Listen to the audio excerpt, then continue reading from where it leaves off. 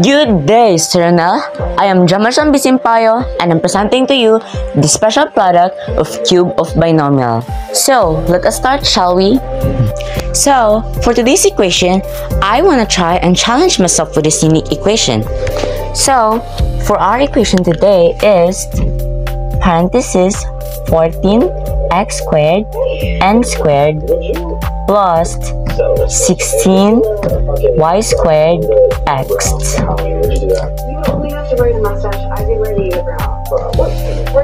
It's not that hard, but I know this is unique to all of us. So, just a quick button. I am really sorry for the errors I have made on the equations. I forgot to use the alphabetical mode of the variables, so that's why it's incorrect. So, as you can see here, the final or the correct form of the equations. So again, sorry to interrupt, I also made an error here. I constantly forgot to add properly the variables.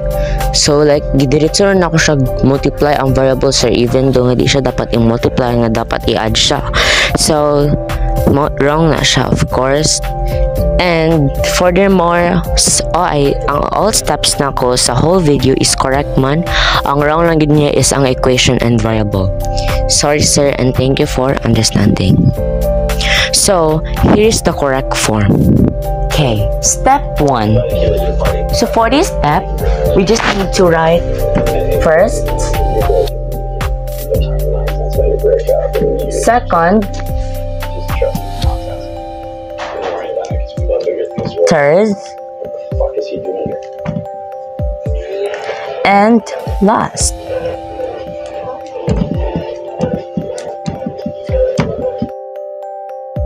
Okay, so for the second step, we just need to find the first term.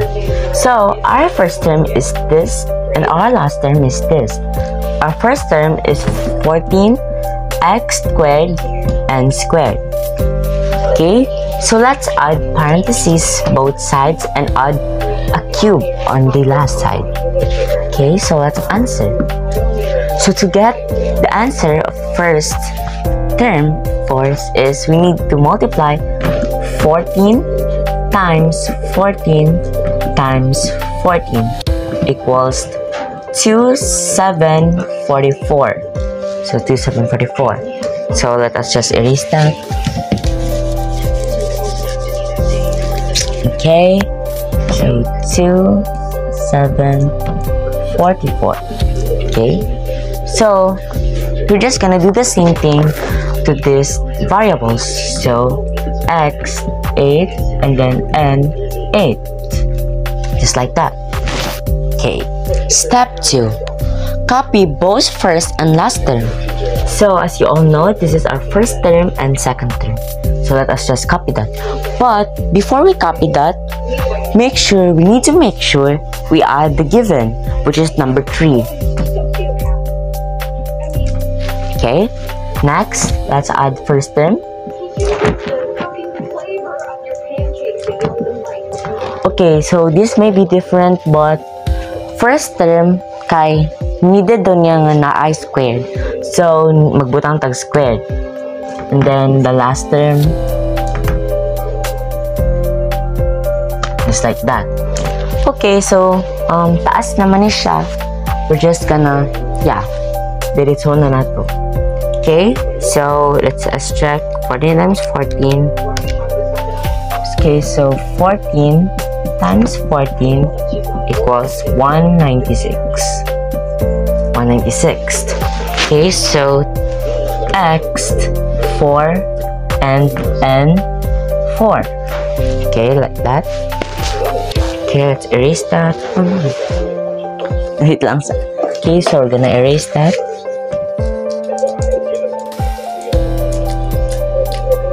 Okay, so now let's try adding them together. So, 3 times 196 times 16 equals, taas siya. Equals, I'm just gonna put it here na lang. Para maigo siya. Equals 9, 4, 08, yeah, 08 times na pang siya times, so yeah, dili siya pwede. So spelling 4 times because may mo siyang ano guys,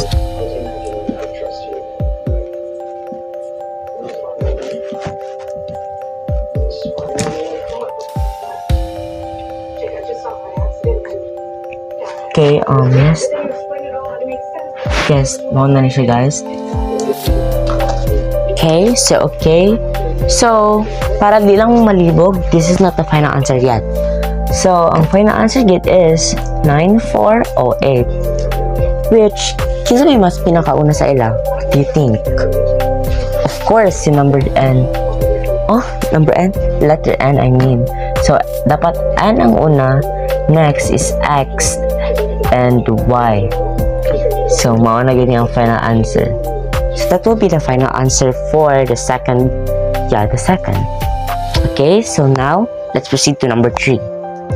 We're just gonna erase this.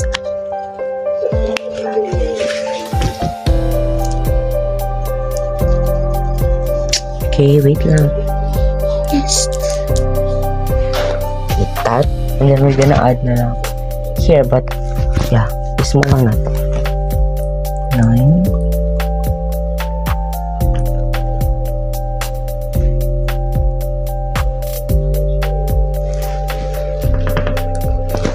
Okay.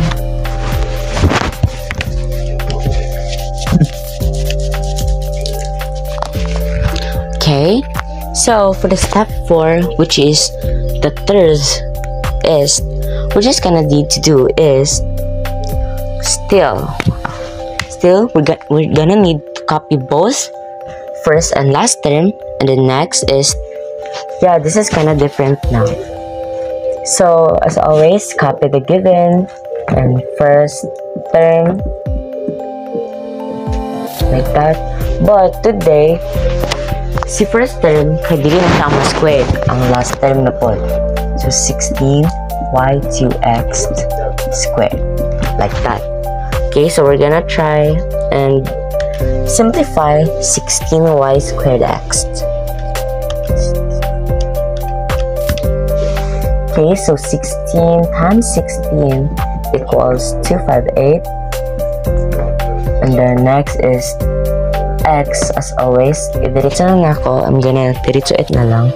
And then next is y squared. I know, y4. Okay?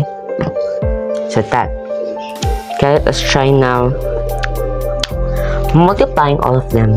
So 3 times 14 times 16. I know. Ay, nabuang na po ako, sir. Okay, I'm sorry. So, dapat ay 3 times 14 times 258 equals, so, kanya sila guys is equals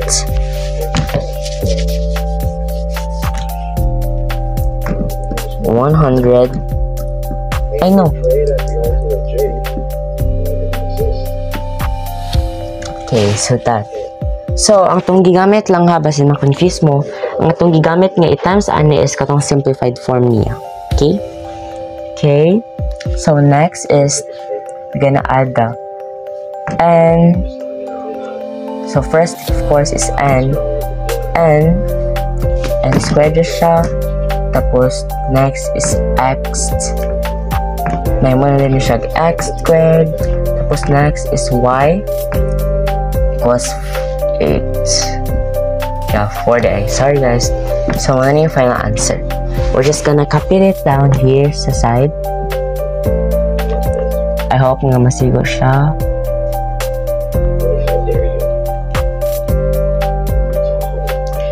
Okay, nasiguro siya.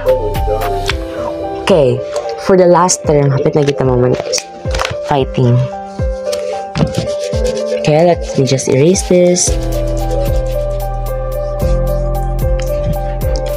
Okay, so for the last term is, which is, sa word last pa lang is kailangan dito ang last. Only the last. Okay, so we're gonna write parenthesis 16y squared x. And then make sure to add, no, 1 on 3. Make sure to add 3 there. Okay? So, we're gonna try and multiply it. Equals 4,096. So, basin kakalibog yun mo guys ha. Yan sa pagkuha is 16 times 16 times 16 equals kanat lang. Okay? Okay, let me erase this. Okay. Okay,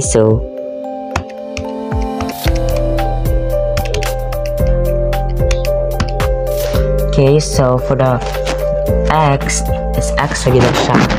And then, x squared, and then next is 8.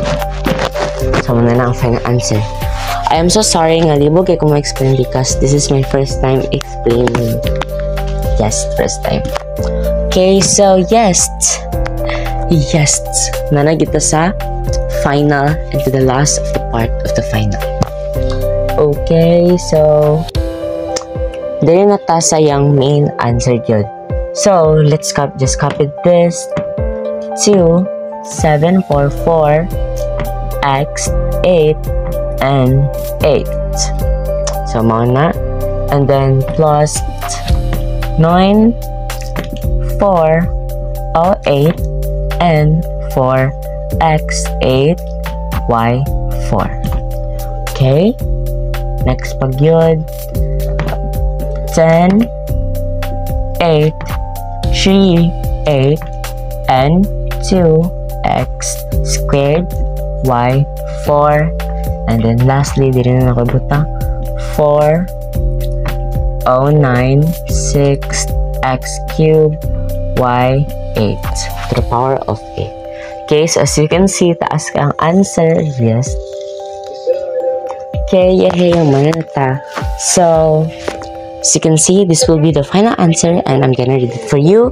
The final answer is 2,744 x to the power of 8, 9 n to the power of 8 and then plus 9,408 9 n to the power of 4 and x to the power of 8 and y to the power of 4 plus 10,838 n squared x squared y to the power of 4 and then plus 4,096 x cubed and y to the power of 8.